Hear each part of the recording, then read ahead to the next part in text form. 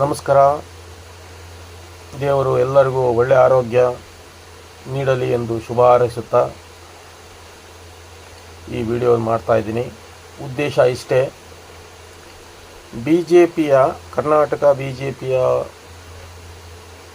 ಅಲ್ಪಸಂಖ್ಯಾತ ಮೋರ್ಚಾದ ಹಾಗೂ ಬಿ ಜೆ ಪಿ ಅಧಿಕಾರದಲ್ಲಿದ್ದಾಗ ಮೈನಾರಿಟಿ ಕಮಿಷನ್ ಅಧ್ಯಕ್ಷರಾದ IPS ಅಧಿಕಾರಿ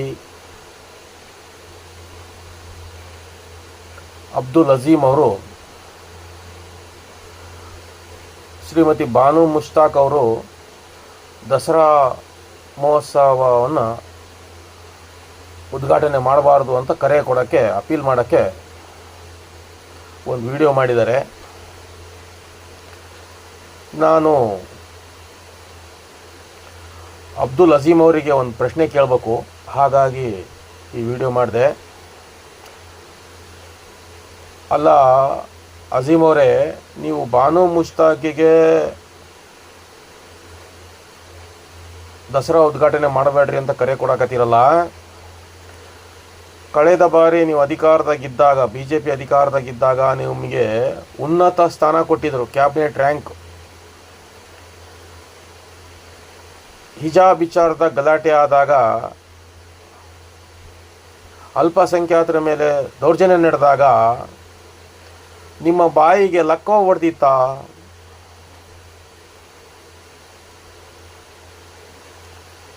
ಅಬ್ದುಲ್ ಅಜೀಮ್ ಅವರೇ,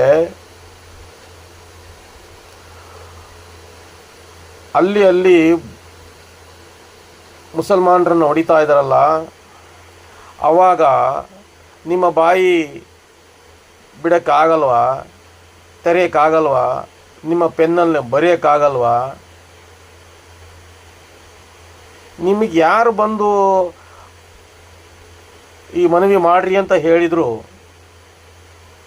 ಅಥವಾ ನಿಮಗೆ ಬಾನು ಮುಷ್ತಾಕ್ ದಸರಾ ಉದ್ಘಾಟನೆ ಮಾಡೋದು ಹೆಮ್ಮೆ ಅನ್ಸಲ್ವಾ? ನೀವು ನಿಜವಾಗ್ಲೂ ಮುಸಲ್ಮಾನರ?